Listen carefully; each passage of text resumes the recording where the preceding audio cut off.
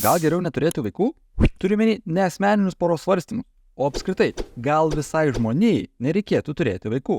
Antinatalizmas yra viena kontroversiškiausių pozicijų, teigianti, kad visais atvejais nereikia susilaukti vaikų. Pagrindinis propaguotojas yra David Benatar, tai grindžiantis savo knygoje Geriau niekada nebūti. Atsiradimo šiame pasaulyje žala. Skamba kaip tikrai linksmas vyrukas, kurį kviesčiau gimtadienį.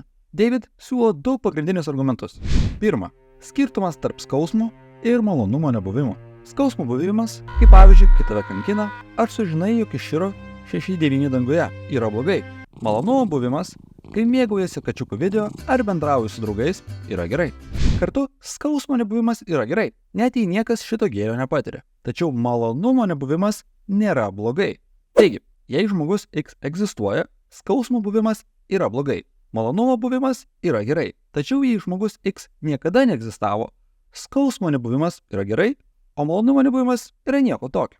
Iš ko seka išvada, kad žmogaus atsiradimas visada atneša didesnę žalą, o norint pasiekti skausmo nebuvimą, geriau išvis negimti.